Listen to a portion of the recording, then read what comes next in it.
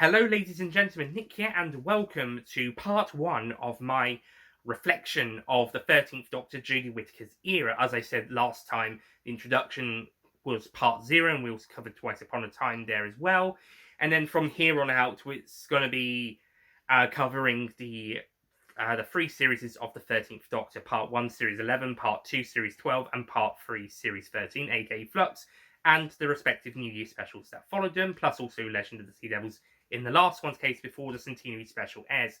And then after that, we will have a 4th part for the Centenary special, plus how it affects the whole era and the ramifications, etc., etc. Possibly a video about Doctor Who Redacted, and then we'll finally end on a conclusion of my thoughts on the series. So after doing the introduction and covering Twice Upon a Time in the previous part, Part 0, we now jump into the Jodie Whittaker era properly with Series 11, or Season 37, and the 2019 New Year special, Resolution, in this installment. So, Series 11. Oh boy, is this a controversial series. Well, all 3 of them are controversial, but oh boy, is this a controversial series. Okay, so first off, we start with The Woman Who Fell to Earth, written by Chris Chibnall, and I should mention the writer for Twice Upon a Time was Stephen Moffat. But Chris Chibnall wrote 13's first scene, a bit like how Moffat wrote 11's first scene in The End of Time Part 2, written by Russell T Davies, and Russell will probably write the first scene of either the 14th Doctor or David Tennant's, whatever he's going to be, Doctor, at the end of the upcoming The Power of the Doctor. So whoever Jodie regenerates into in The Power of the Doctor, the post-regeneration scene, unless it's going to take up part of the episode, but it'll probably be at the very end, it will be written by Russell T Davies, whoever it is who appears at the end. So, The Woman Who Fell to Earth, the first episode of this series, and interestingly, Chibnall opts not to have the title sequence debut in this episode. He doesn't even do what Merlin and Atlantis did and have names of the actors and the title card over the first couple shots of the episode before the title sequence is revealed in the next episode. There is no title card, there is no title sequence. We do have the title of the episode, writer, producer, director at the end, just like Sleep No More did, when that went for a different approach with its title sequence. But that one at least had the show's name at the start. So, yeah, this one decides not to do that. I can kind of understand it for this episode. What I don't get is why they did it for Resolution as well. But more on that later. But Woman Who Fell to Earth starts off pretty interestingly by introducing the companions.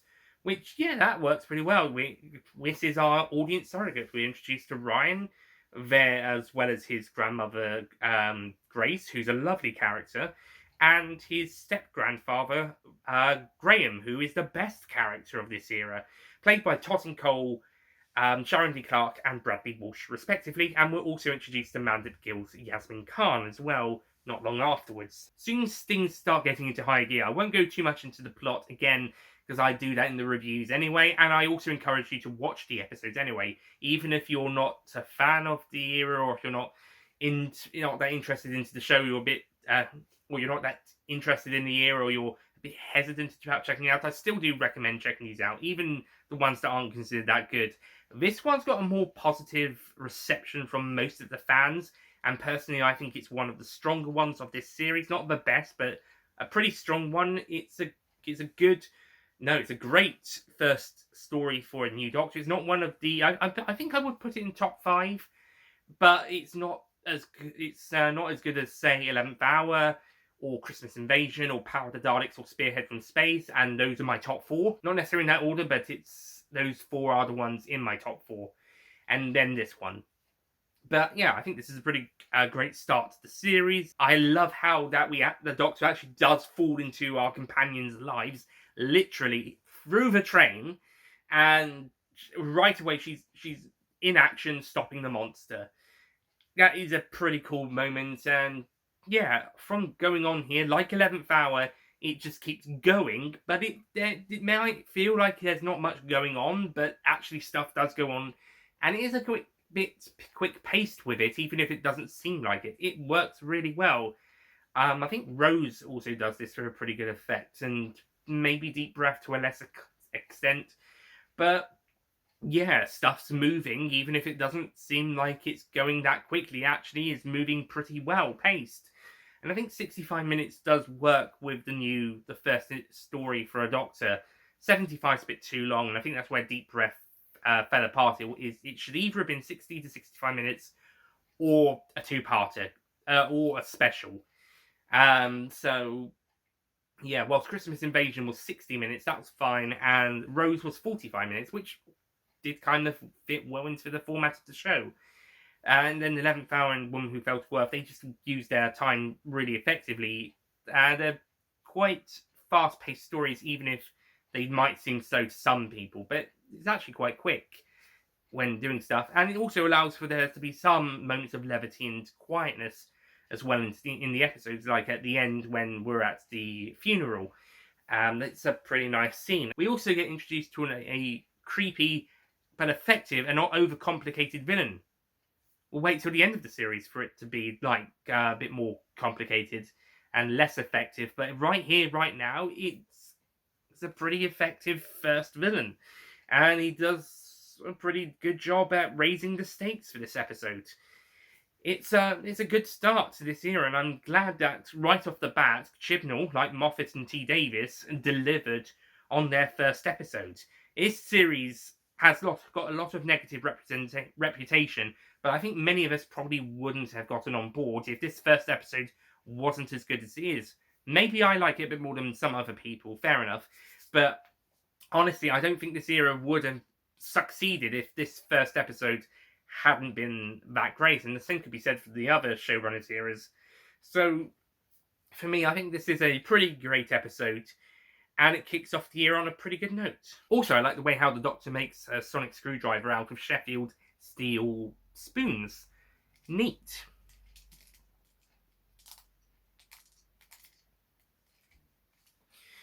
Okay, so at the end of this episode, there is a cliffhanger where the Doctor is trying to find her TARDIS, and she's trying to send herself to the location of where it was sent, but she accidentally finds herself in deep space, and B has also accidentally brought Ryan, Graham, and Yaz along for the ride with her. So all four are stuck in space. How are they going to get out of this situation? Tune in next week to find out with The Ghost Monument, also written by Chris Chibnall. This second episode starts off really quickly with the companions being picked up by two ships. Graham and Ryan by a lady who's taken part in this race, and her main competition, a guy taking place in this race, and I believe his name's Enzo. Can't quite remember. But the actor who plays him took a picture of Jodie and the sand dunes, and that's become the main promotional picture of the series, and such as it being used on this steelbook. I wonder if this was also done at this side was done at that time, or if that was added later. But yeah, wow, what a great image. Wow, and that was taken on a phone. Wow. Anyway, so the Doctor and Yaz are on his ship, and eventually Rain, Ryan, and the lady land on the planet, but the Doctor, Yaz, and the guy crash down onto the planet. This is an exciting first couple of minutes. The plot then kind of slows down afterwards as they join the race, the racers, in getting across the planet so they can get to the TARDIS, which is the ghost monument of this planet, as it's described. And it's also why the planet's been moved out of position, is that the ghost monument, the TARDIS, moves it out of position. And it's a pretty dangerous planet. It's the Stenza, which the villain from the last story was part of that race, have done some experiments on this planet, so it's not really very habitable. It's quite dangerous, as we see with creatures in the water, like miniscopes that can strip a man to the bone, like a piranha, these sniper bot creatures, and these living wrappings that can try to strangle people, which is probably why this episode rated 12.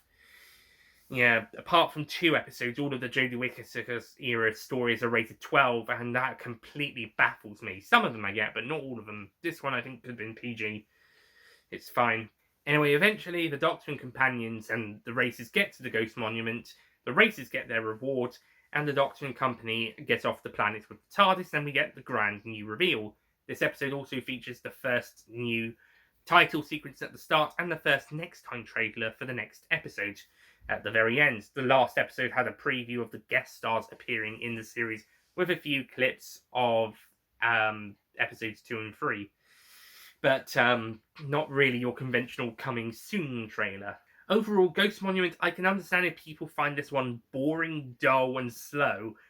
I could definitely agree on the last one. It's slow, but I think it's supposed to be. It's calming down after the last episode's excitement, as well as the start of the episode, which looks really cool. And it's just giving us a bit of a chill out time, in all honesty. Maybe it's a bit early for chill out time, and something like mid-series or second half would have been a bit better before the finale. But compared to what we're going to get next series and Series 13, it's actually alright to have a bit of a chill out time in this series, because next two series are going to have a lot of stuff going on in their episodes for the most part. So having a story that doesn't have a huge amount going on actually feels refreshing on rewatch. It's just a shame that it's so early into the series. It could have been done a bit later on. But it does work really well, and the visuals more than make up for the pace. It looks stunningly beautiful and looks great. And the performances are pretty solid as well. Really great stuff. So overall, it may be a bit slow and dull for some people, but I think this episode still works pretty effectively. Might have been better if it was later in the series, but it's still a pretty good romp. It's definitely better than The Beast Below, so at least it's not the weakest second story for a modern Doctor. I also put it above Into the Dalek and New Earth. I think the only one that might be better is arguably End of the World. Okay, episode 3, Rosa. Oh boy. Now this is a brilliant episode, but the subject matter is very difficult, and it took me to my, I think it's third, maybe fourth viewing of the episode where it wasn't so tough to watch, because this is a tough episode to watch. It's set about the civil rights movement, or rather the beginning of the civil rights movement in America in the 1950s, centering around Rosa Parks refusing to give up her seat on a bus to a white person during segregation and the encouraged racism, or rather enforced racism, I should say, in 1950s America. It's not an easy episode to watch. It's gonna be really difficult, even for white people who aren't racist. Racists probably would get a kick out of it, but non-racist people, it's gonna be incredibly tough. Just like those civil rights movies, like Selma, for instance, where I definitely had a tough time watching that one. And I was rooting for the black people, and I was ready to punch some white dicks. If I saw myself being like this, I would more than happily beat him half to death. Like those white fuckers beats those innocent black people half to death. To death, even in some cases. Fuck you! So this episode is already going in with that difficultness for us to watch. And hey, I'm a white person. Imagine how a black person would react watching to this. Even though they know the story's doing it in a right message, it's still going to be incredibly difficult.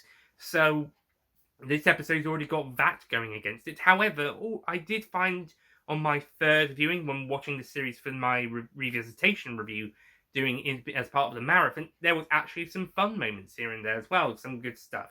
Mostly with our main four companions, the Doctor and 3 companions, main 4 characters. There was some fun stuff and enjoyable stuff here and there, and there was some moments of levity, and it's not all doom and gloom, and it's not all nasty stuff. You get brought up quite a bit. I know some people have criticised this episode for being a bit like a lecture, and there is a bit of the episode, maybe split into 2 because they're interrupted by a racist police officer, but there is a bit where it does feel like it is kind of like a lecture or classroom, but I think that does kind of work in setting up what the plan for these characters are supposed to do. They have to make sure history happens, so history doesn't change, so that things get better in the future, even if it's going to be really nasty to witness at the end of this episode, and it's not very nice now, but the future it's going to be much better. Well, at least a work in progress, but still, at least it's going to start getting better. And there's this white dude called Krasko from the far future who wants to change that because space racist. Yeah, the one downside of this episode is the villain's lack of motivation.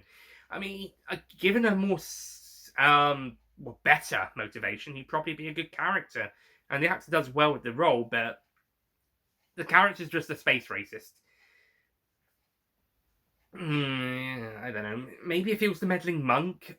Actually, no. Actually, scratch that. Don't make him the meddling monk. Maybe the meddling monk's protege. And then when the monk turns around and sees that he's racist, he's like, "Oh shit, I'm not having anything to do with you, buddy. I'm off."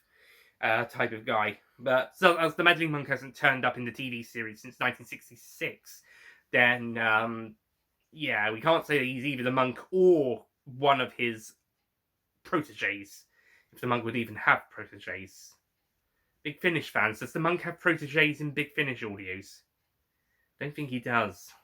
Well, apart from maybe Tamsin. Yeah, Cresco basically is just a racist meddling monk with no motivation. At least a meddling monk had motivation for what he was doing. This guy, I don't know. But apart from Cresco and the fact that it's a pretty tough watch and pretty nasty, but that's the point. I mean, this episode is set at a nasty point in time, especially for black people and even white people who disagree with the segregation, the racism, etc. They're not exactly safe either. I mean, the Doctor and Grain just being associated with Ryan and Yaz are pretty much in danger themselves. It's tough times, and the episode definitely does a good job in displaying that without having to go too rough. But the villain kind of lets it down a bit because where's the fucking motivation? Either make this story a pure historical, the first one since 1982. You can do it, Chibnall. I know you could. You could have, I should say.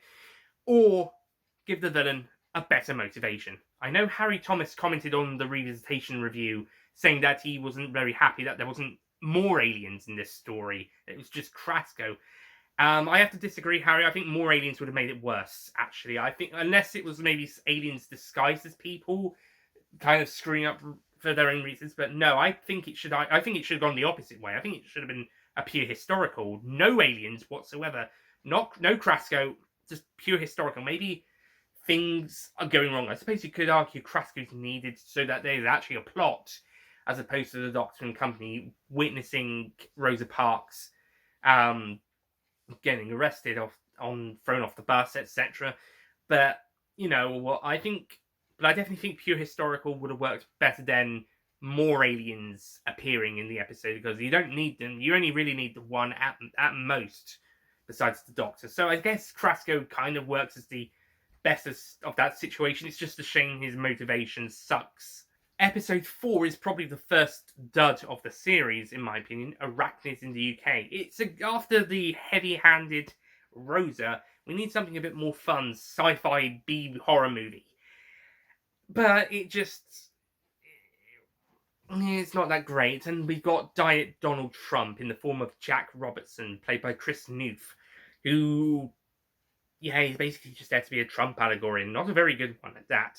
He's better as a bit of a dickish businessman in Revolution of the Daleks. And he's definitely much better there, but he's not great here. He's just a Trump allegory. Diet Trump, as Mr. TARDIS Reviews called him, Will Carlyle. Although I am pleased with myself for predicting that the story with the spiders, they weren't aliens. They were like the maggots in the Green Death. They were caused by a natural Earth pollution problem. And I think the pollution message definitely gets across pretty well here, even if the Diet Trump allegories are not.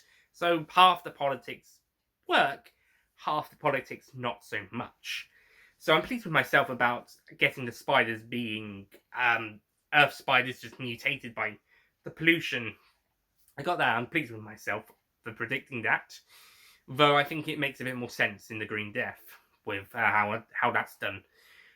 But yeah, this episode, it's not that great. I'm not going to say it's absolutely awful, but yeah, if you're a first viewer and you weren't into the series by this point, and you, after watching the first 3 episodes, and you were like, I'm going to carry on watching this series, then yeah, do check this one out. But if you're just checking out episodes now and again, just getting a taster of this era or the show in general, this is one to skip. And so's the next one, the Saranga Conundrum, which in my opinion is the weakest episode of this series. Yeah, I know, Arachnids, battle around the score of Kalos, and sometimes it takes you away, get the more of a rap this year. But for me, it's the Saranga Conundrum. I just don't think that's a great story. There's some interesting science there, and Bating I actually do think is a pretty good villain, even if most other people don't. And it's nice subversion of expectations. We're expecting a big giant monster to come round and eat people, and it's just this tiny little one eating metal and stuff. Although it is poisonous, but we don't really see much to do with that apart from don't touch it. And there's some decent stuff in there, like the Hamilton reference and Ryan and Graham teaming up again. I like how they're teaming up quite a bit in this series, even if Ryan doesn't consider Graham his proper granddad at this point in time just yet. But I like how they're the duo of the two throughout the series. It's worked pretty well. I guess Yaz works pretty well with 13 quite often in the series. It's just a shame she doesn't have much of a character in Series 11. Something to be improved on in Series 12 and especially Series 13. But yeah, it's just not really that great of a story. The biggest problem many people had, besides the Bating, was the pregnant man. I have no problem with that. Apart from the fact that he doesn't really have anything to serve in this episode, apart from getting Ryan and Graham out of the main action. Maybe bonding a little bit and Ryan open up about his own dad and the death of his mum. But it's his episode 5 of 10. This should have been discussed earlier in the series, I think. Or if this was a 12 or 13 episode series. But yeah, it's a bit odd that they leave this information about the character so late. But then again, Yaz is hardly getting any development, so what do I expect? Maybe this is the problem of having 3 companions at once, all introduced at the same time, as opposed to maybe Ryan and Graham and then later Yaz joins or something. But anyway, so yeah, I don't really have a problem with the man pregnant. He's a fucking alien after all. Aliens have other biologies, even if they look humanoid. That basically, it's the fact that I don't think he needed to be here is my issue with him, not the fact he is here. Also, Red Dwarf did this, and that was with a human, and that was like 20 or 30 years earlier to this. But apparently Red Dwarf can get away with that with a human, but when Doctor Who has an alien having it, then apparently the internet explodes. Good fucking job, not my doctors. Good fucking job. Ugh, I just want to punch those people. Next up is my favourite episode of the series and my current favourite 13th Doctor story, Demons of the Punjab. When I originally watched this series, Rosa was my favourite, but revisiting the series last year, this episode became my favourite.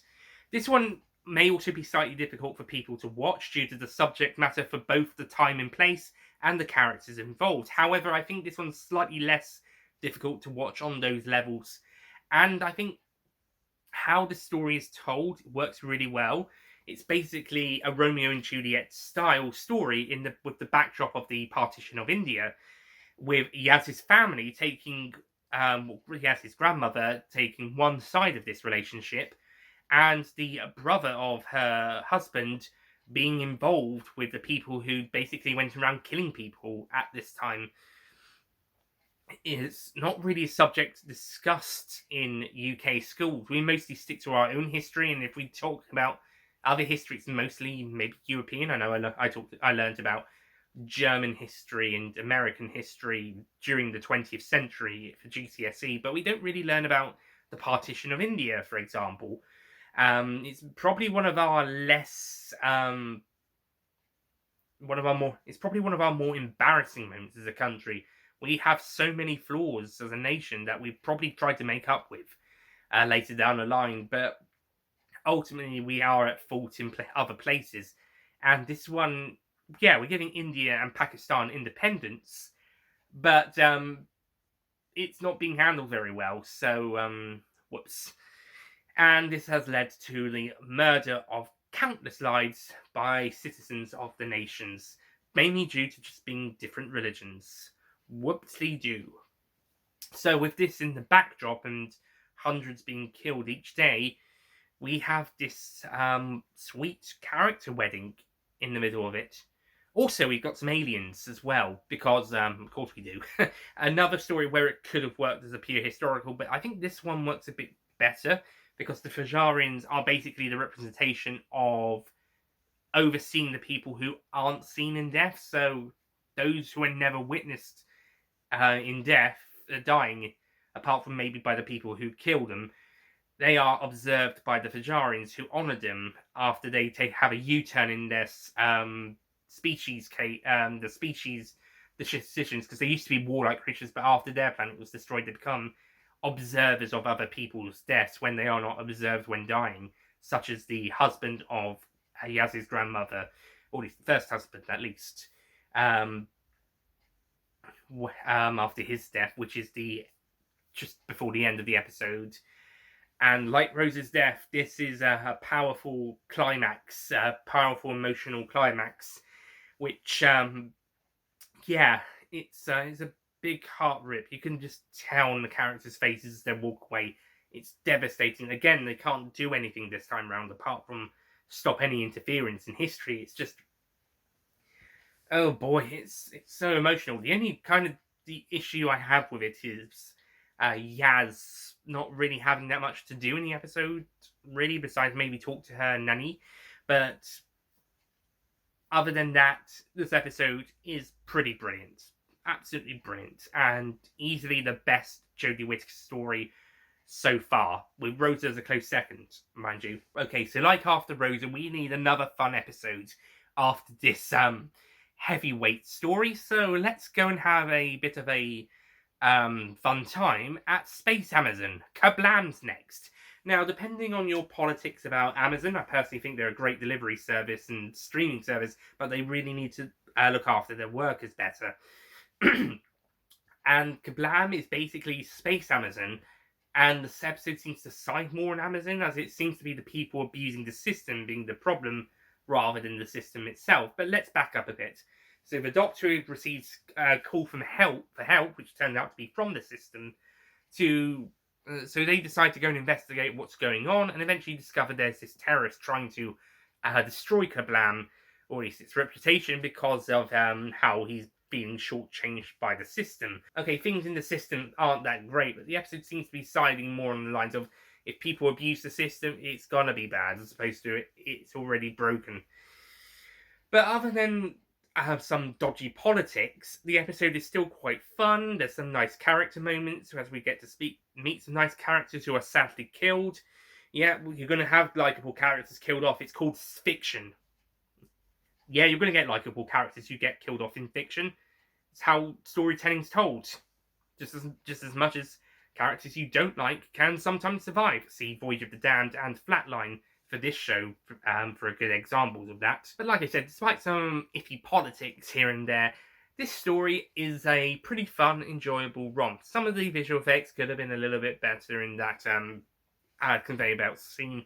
And Kira, you didn't have to kill her. I know what the intention was, but you didn't have to really kill her. But other than that, it's a pretty fun episode. Really enjoyable. Not perfect, but it's really fun. I will say writer Pima T is better suited to the collection box set, minisodes / trailers that are made for and included on the collection Blu-ray box sets, as opposed to the full-length episodes. And practice is going to be less of a positive response, unlike this episode. But more on that later. But he does do a good job here. Oh, and also writers for the other episodes. Rosa was Mallory Blackman and Chris Chibnall. Arachnids and Sanango were both Chris Chibnall, and Vinay Patel did Demons of the Punjab, and this one is Pima T. Next up is The Witchfinders by Joy Wilkinson, and for the first 30 to 40 minutes, like Rosa and Demons, this is an absolutely brilliant historical story. Again, Harry Thomas wrote in his comment he didn't like this episode due to the fact that it was very sexist. But Harry, that was the point, because it's set in the 1610s. It's set during the Stuart era, where people would accuse innocent women, especially older women, of being witches. That's the backdrop of the story. Of course, you're going to have King James I or /6th and some other characters being a little bit sexist to women, and or looking for witches, deliberately looking for witches as a way to solve their problems. That's what people were like back then. Just like back in 1950s America, they were fucking racist. So of course they're going to be like that in this episode. I know you like the world to be a nicer place, but the world's not a nice place.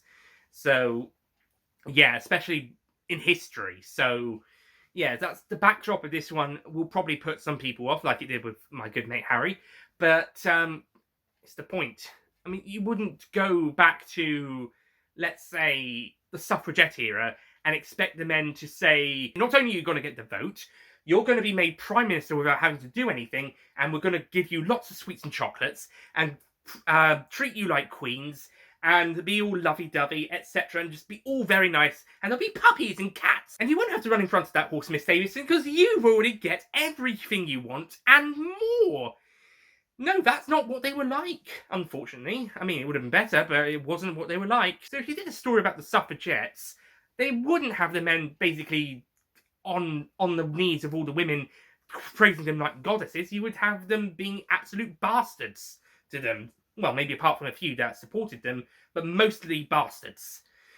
So yeah, I mean, so if you go back to the time of the witch trials, they're not going to be like enjoying how we enjoy witches now as pieces of fiction, dress them up like at Halloween or something. No, they're going to try to burn, hang, or drown them. And again, attitudes to women weren't very good then, if not worse than what they were during the suffragette era, which was the example I used. So, yeah. History can be nasty. Actually, scratch the can, it is. History is nasty. So but the point is, we learn from it, so we don't make the same fucking mistakes in the future. Otherwise, we end up being, if not as bad, worse than then. That's the whole point. Okay, so with that mini rant out the way, I think the episode does handle that pretty well. I think it would have been better as a pure historical. I think at least one of these 3 episodes should have been a pure historical. But I am glad they avoided not having actual witches there, like the Carrionites, or real-life witches in general. And they had the mod monsters instead. Because that means if you did have real witches, it could mean that those people killing the innocent women were justified in the actions, and that is definitely not what we're going to go down. Definitely not. No. Never. No. So, I guess that's why we had the mod monsters, I suppose, if we were to have an alien interference. So I guess that makes sense, but it could also just easily have been a pure historical about the injustice about this. So, that being said, it still does handle everything pretty damn well for the first 30 to 40 minutes, but once the aliens are revealed to just be a warlike race of creatures known as the Morax, it goes downhill. And whilst this is the easiest part of the episode to watch, it's also the worst. It's just a typical alien warlike creature race. And they're boring. The design of when Becca Savage gets turned into one is interesting, but the characters are just boring. So, yeah, all the interesting stuff would have been perfect for a pure historical or for a more interesting villain, human or otherwise. But once we get to this last 10 minutes, flop. We could have had 3 fantastic historical or pseudo-historicals, but historical set stories in this series, but this one drops the ball just before the end, and it just ends up being a good one for the most part. But it could have been better. Maybe the novelization expands on this a bit more. But as for the episode, it's great to begin with, but then it just goes downhill at the end. Okay, so next up is It Takes You Away. Now, I did not really enjoy this one on the first viewing. In fact, it was probably the first story I didn't really enjoy that much on the first viewing to my memory. Like, even some of the ones I think are a lot worse, I found more enjoyable when I watched them, or more exciting, or interesting, at least. It Takes You Away didn't really do that much for me, and that's why I put it down as my second least favourite story of the series. I preferred it to Saranga, but it was still at the second bottom when I first watched it. Now it's a bit more in the middle. I take it above Witchfinders, I take it above Arachnid, Cyan Angus still, and battle. Do I take it above Ghost Monument? Maybe. I think this one's actually a pretty good story, and it's mainly due to the character development. This one's written by Ed Heim, who does a pretty good job with the character development with the companions, specifically Ryan and Graham, and their interactions with each other and Grace, and with the supporting characters. We've also got the first blind character in the series, Hannah, who's also played by a blind actor. We also have a Norwegian actor playing her father, as these characters are Norwegian. The actress playing Hannah actually does a really good job with a Norwegian accent. And yeah, this is a pretty sweet episode, all things considered. It's quite nice, good character drama. Hints of a horror setting to start with before it's turned on our heads, and it ends up being more sci-fi and different dimensions, a living dimension even, and more of a character drama than anything. The only thing I think kind of sets this down, besides maybe having a bit of a slow pace, but I can understand that for the character stuff. But we also have this buffer zone, which has killer moths in it, and this random guy called Ribbons, played by Kevin Eldon. And I think his death is what causes this episode to be a 12, because this one is another example of this would have been fine at PG, maybe even a U. But yeah, because there's a skeleton in it, and killer moths, it's got to be a 12.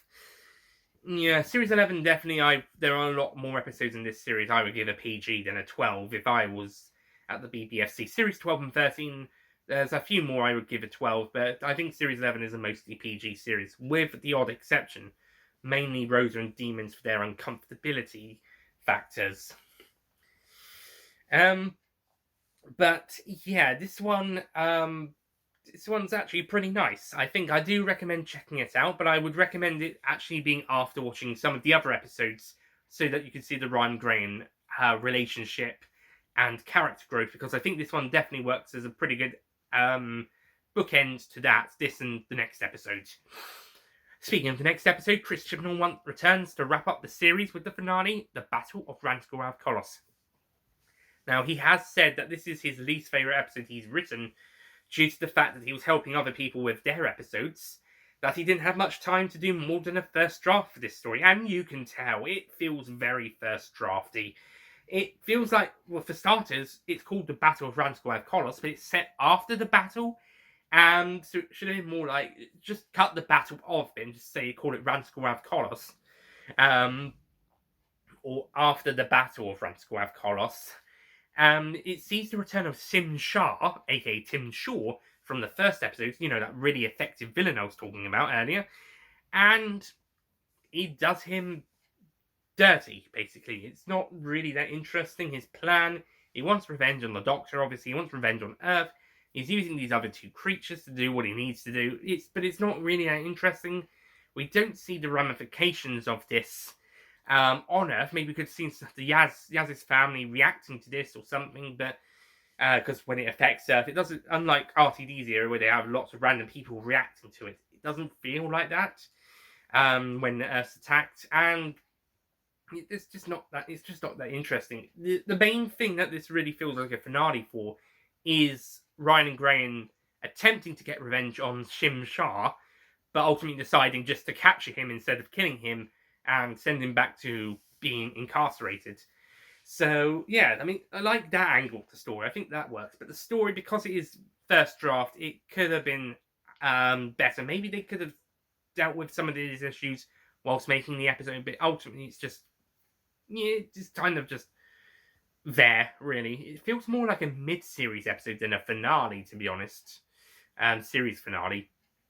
Overall, Battle of Ranskorav Kolos is probably the most disappointing series finale, but not the worst, and not the most controversial or aggravating or infuriating. But it's definitely down there. And that's Series 11, done and dusted. A bit of a mixed bag, in my opinion, with a couple of great ones in there, a couple of phenomenal ones as well, but also a couple of duds and some that weren't very good.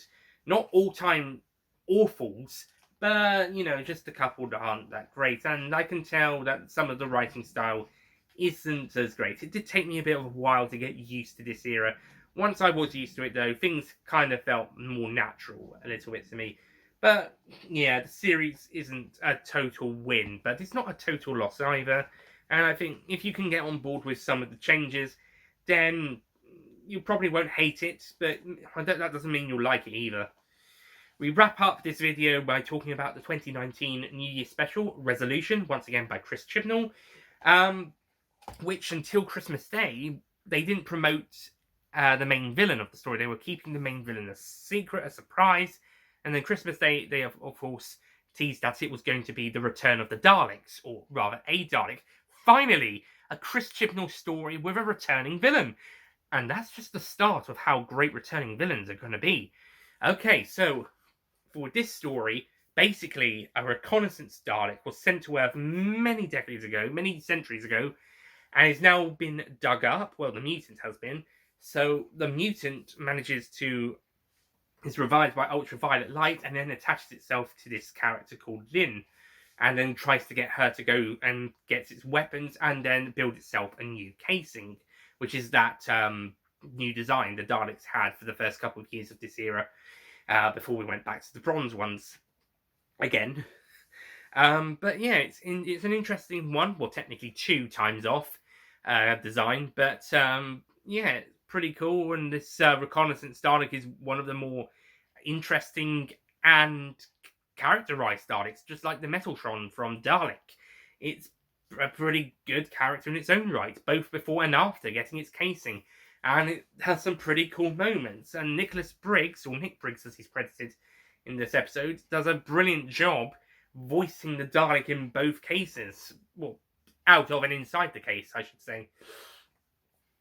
Though things aren't entirely perfect, Ryan and his dad meet up again and they try to resolve their situations, but it feels a bit odd having those scenes of character stuff in between Dalek action stuff and looking for the Dalek stuff. It does feel like it's not exactly gelling that great. It's one thing is not like the other.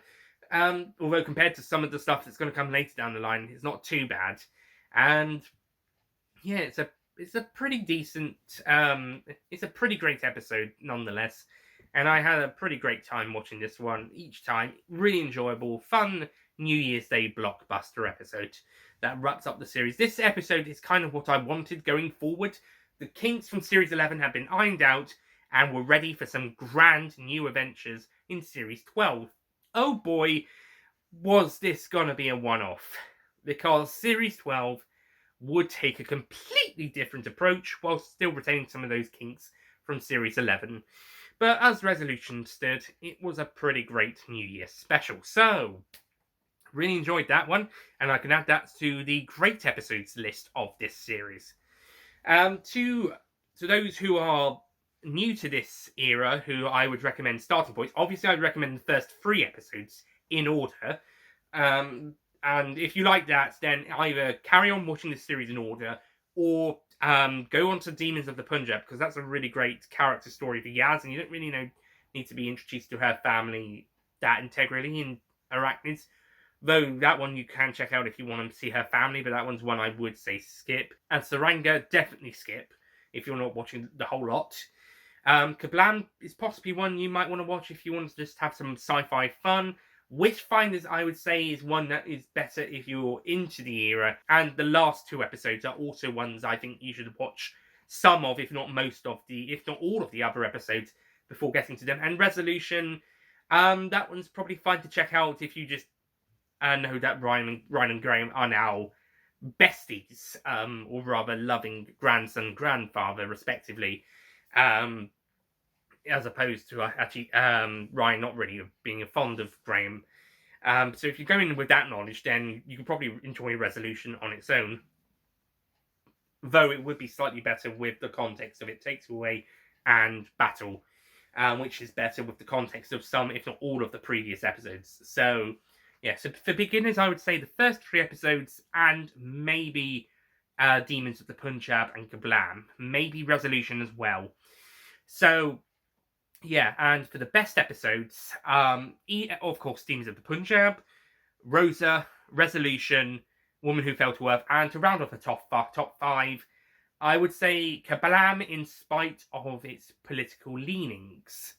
And the worst episode is the Saranga Conundrum. I know some people would pick Battle of Rangscore of Kalos. I know some people would pick Arachnis in the UK, but for me, it's the Saranga Conundrum.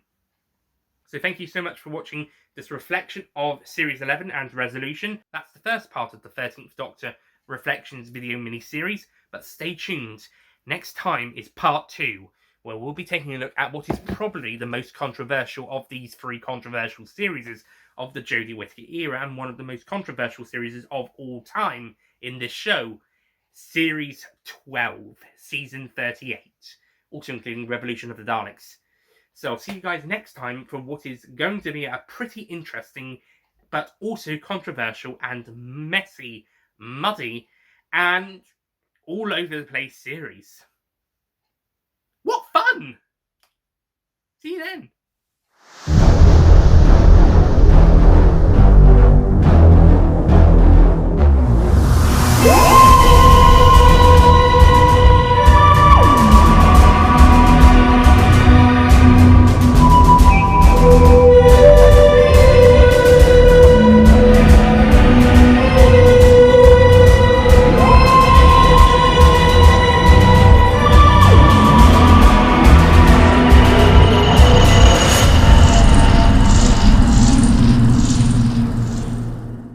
Don't forget to click below to subscribe to the Nicholas Payne YouTube channel.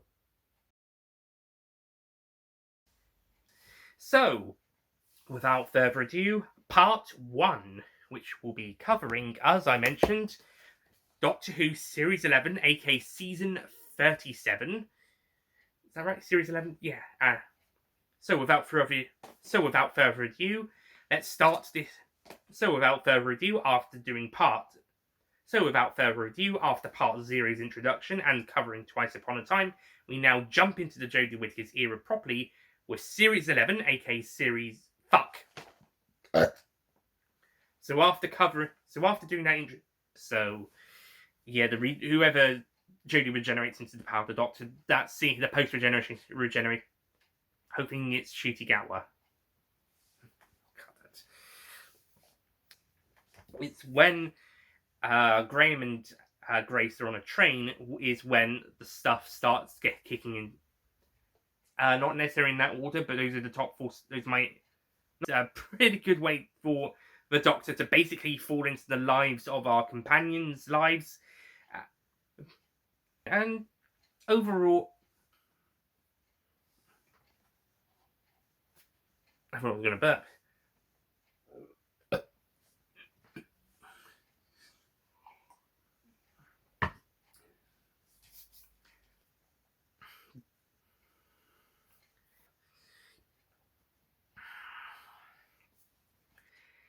Definitely one of the... Yeah.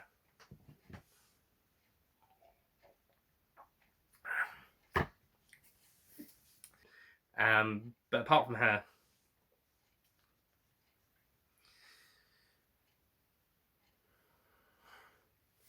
Either make this story a pure historical, or give the villain a fucking motivation. Either make this story a pure historical, or give the villain a pure fuck! Yeah, which is a shame. Other than that, this is a fantastic episode.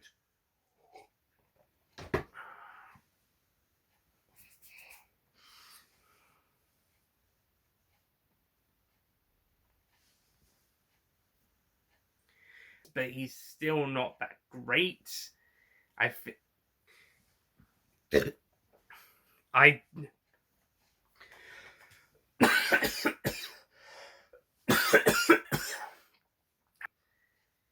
opposed to, say, maybe one and then another.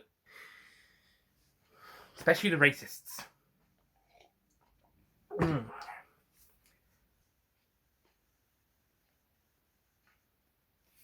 And with my predictions for this, and I don't think the power of the Doctor is going to make me change my mind on that.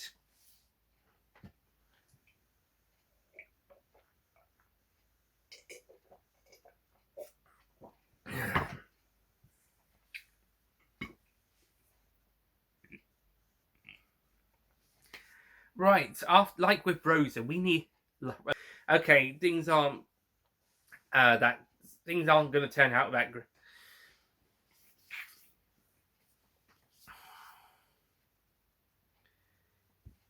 But yeah, despite some... I will say Pete McTee, the writer of this episode, is better at writing... Fuck, get off. So, Chris Monuments I already mentioned. So Rosa is Chris Chibnall.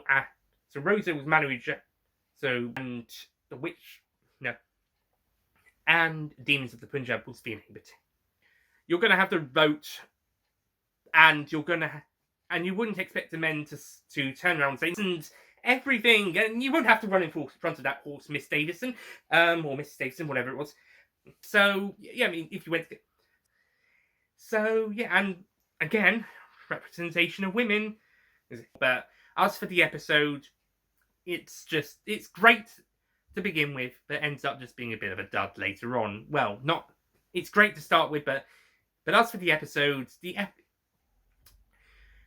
weakest historical episode of the era, excluding some of the time hoppings and some of the other episodes.